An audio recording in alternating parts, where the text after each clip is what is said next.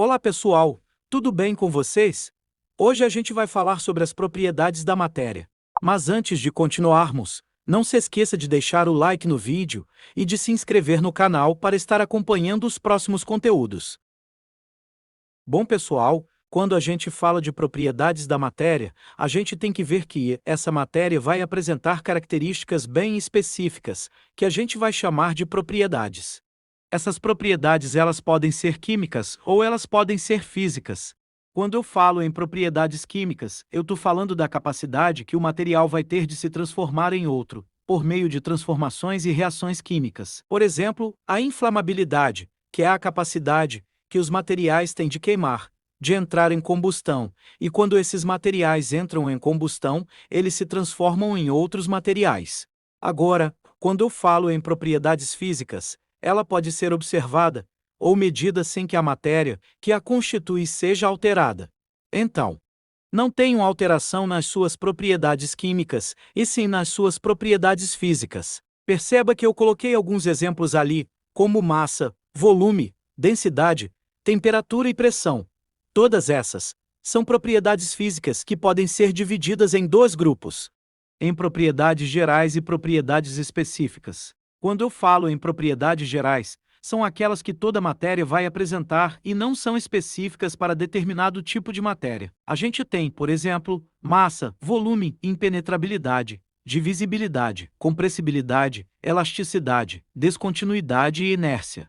Todas essas são propriedades gerais. Já as propriedades específicas. Eu tenho propriedades que vão ser específicas de cada tipo de material. Por exemplo, densidade, dureza, ponto de ebulição, ponto de fusão, grupos funcionais. Solubilidade, tenacidade e propriedades organolépticas. Então, são várias que a gente vai ver nesta aula. A primeira coisa que a gente vai ver aqui é a massa. A massa representada pela letra M minúscula é a quantidade de matéria que contém no corpo. Ela está relacionada ali com o peso. E para a gente medir a massa, a gente pode utilizar uma balança, sendo as suas unidades de medida tonelada, quilograma, grama e miligrama. O volume é tudo que ocupa um lugar no espaço. É representado pela letra V maiúscula. Então, quando eu falo de volume, é o espaço que a matéria vai ocupar. E esse volume ele pode ser medido com um balão volumétrico. A sua unidade de medida é o metro cúbico. Mas em química, a gente costuma utilizar mais o litro e mililitro. A impenetrabilidade é bem aquele ditado mesmo: dois corpos não podem ocupar o mesmo lugar no espaço, isso é impenetrabilidade. Quando eu falo de impenetrabilidade, eu tenho dois corpos que não podem ocupar ao mesmo tempo o lugar no espaço. Por exemplo, se eu pegar um copo cheio de água e se eu jogar uma bolinha dentro do copo, o copo vai transbordar, porque dois corpos não conseguem ocupar o mesmo espaço. Então aquela água que saiu equivale ao volume da bolinha que foi colocada dentro do copo. Então eu não tenho dois corpos ocupando o mesmo espaço. Divisibilidade. Toda matéria tem a capacidade de ser dividida, de ser fragmentada. Por mais que ela seja resistente, a gente consegue pegar ali uma barra de ferro ou um pedaço de madeira, por exemplo, e quebrar. E isso vai diminuir as suas partes. Então a gente consegue fazer uma divisão. Divisibilidade. Toda matéria consegue ser dividida. Compressibilidade. Um corpo pode reduzir o seu volume ao ser comprimido por meio da aplicação de uma força externa, sem que a sua massa seja alterada.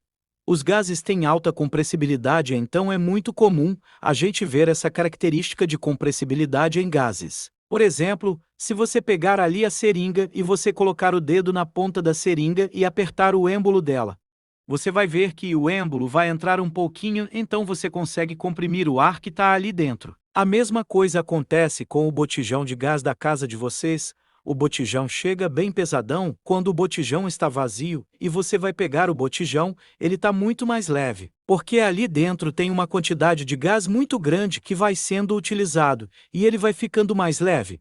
Então ali tem gás pressurizado. Já os sólidos e os líquidos praticamente são incompreensíveis, eles não podem ser comprimidos, a compressibilidade funciona muito mais com gases. A elasticidade é quando um objeto retorna à sua forma original depois de ser aplicada uma força sobre ele. Então, se eu pegar lá um elástico e esticar ele, ele vai apresentar uma elasticidade. Quando você solta, ele volta ao seu tamanho original. Então, alguns materiais apresentam essa característica de elasticidade. A descontinuidade, mesmo parecendo compacta, ou seja, mesmo a matéria parecendo ser bem compacta em toda a matéria, existem espaços vazios em sua composição, nos átomos e entre eles. Por exemplo, quando a gente tem várias bolinhas juntas, por mais que elas estejam muito juntas, existem espaços entre elas, esses espaços existem com toda a matéria. Nos átomos e entre os átomos, então a matéria é descontínua por mais que ela pareça ser compacta. A pressão é representada pela letra P maiúscula e ela é calculada pela relação entre a força aplicada em uma determinada superfície e a área dessa superfície. As unidades de medida de pressão são o atm, que é a atmosfera, o bar, milímetro por mercúrio, e a PE, que é pascal. Inércia. A matéria tem a tendência de conservar o seu estado de repouso ou de movimento em linha reta e com velocidade constante, desde que a resultante da força que atua sobre ela seja nula. Ou seja, se eu tenho uma matéria que ela está parada, ela vai continuar parada, porque não tem nenhuma força sendo exercida sobre ela. Agora, a partir do momento que eu aplico uma força sobre ela, ela vai começar a se locomover, ela vai ter uma velocidade constante e vai continuar em linha reta. Lógico que aqui na Terra existem fatores que não fazem com que isso aconteça, como atrito, por exemplo, então alguns fatores atrapalham. Mas lá no espaço é assim, a matéria está andando lá numa velocidade constante em linha reta, e ela só vai mudar o seu trajeto, a sua velocidade do seu estado de inércia, se alguma coisa acontecer com ela. Se bater um outro corpo celeste, ou um meteorito, por exemplo, então ela vai alterar o seu estado de inércia. A massa e inércia estão relacionadas. Corpos com grande massa possuem inércia grande, ou seja, vamos parar para pensar aqui rapidinho. Se eu tenho uma locomotiva, ela é extremamente pesada, ou seja, ela tem muita massa para ela conseguir acelerar, a aceleração dela vai ser mais lenta. Agora, se a gente comparar com um carro de corrida que tem a massa muito leve, a sua aceleração ela é muito rápida, então a inércia está totalmente envolvida com a massa dos objetos. Então a inércia vai ser muito grande para objetos muito pesados e vai ser menor para objetos mais leves. Então eu preciso de muito mais força para movimentar uma locomotiva do que eu preciso para movimentar um carro de Fórmula 1.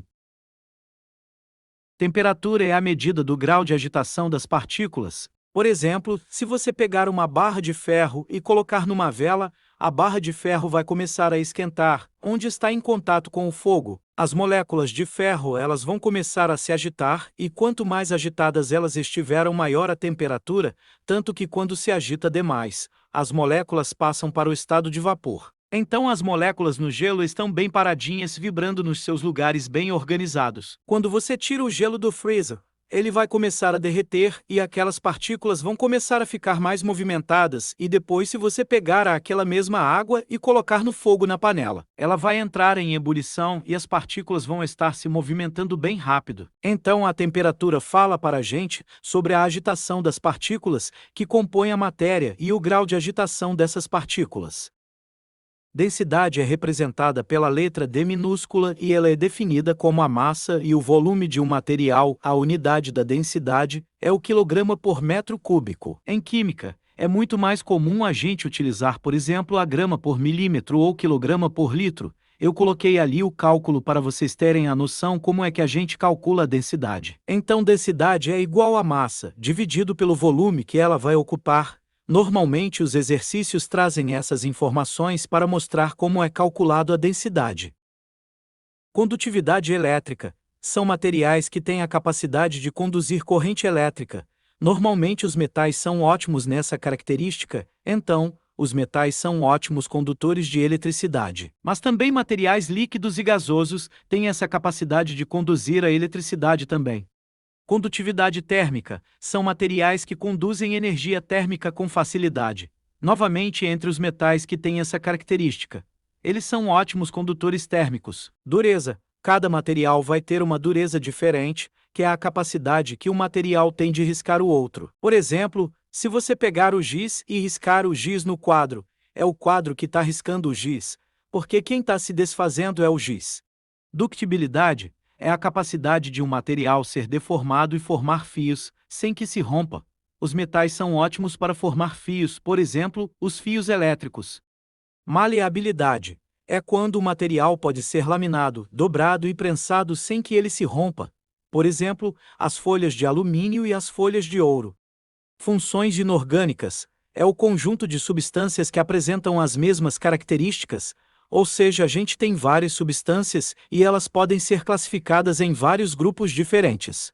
Por exemplo, os ácidos, os sais, as bases e os óxidos. Ponto de fusão e ponto de ebulição, ambas são características específicas da matéria e ambos acontecem com temperaturas específicas para cada material. Então, por exemplo, a água chega no seu ponto de fusão em 0 graus, e seu ponto de ebulição é 100 graus, e isso é específico para cada material. Solubilidade é a capacidade de uma substância se dissolver em outra. Varia conforme a temperatura. Então, a forma como alguma matéria ou alguma substância vai se dissolver em outra é muito específico dela. Também existem características externas que influenciam. Por exemplo, a temperatura, dependendo da temperatura do líquido, pode ser que o soluto, que é a parte que vai se dissolver e que se encontra em menor quantidade, ela vai se dissolver mais ou menos. A tenacidade corresponde à quantidade de energia em que o material pode absorver até sua ruptura, ou seja, tenacidade é como se ela fosse uma resistência de cada material. Cada material vai conseguir absorver uma determinada quantidade de energia até ele se romper. Então, se você pegar um lápis e quebrar ele, vai colocar uma quantidade de energia para quebrar. Agora, se você pegar uma barra de ferro, você vai precisar de muito mais energia para que isso aconteça. Então, tenacidade vai depender de cada tipo de material. E por último, as propriedades organolépticas. Essas propriedades elas estão relacionadas com propriedades químicas e físicas do material e elas são propriedades que a gente vai poder identificar usando nossos sentidos. Então, através da nossa visão, do tato, da audição e da gustação, a gente vai conseguir identificar algumas características. Por exemplo, quando eu falo de cor, se vai ser colorido ou incolor, eu utilizarei a minha visão.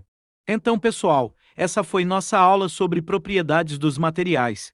Espero ter ajudado vocês. Deixe a sua curtida nesse vídeo e se você tiver dúvida, já deixe nos comentários a sua dúvida que eu vou ter o prazer em te ajudar e compartilhe esse vídeo com mais pessoas. Muito obrigado por tudo e até a próxima.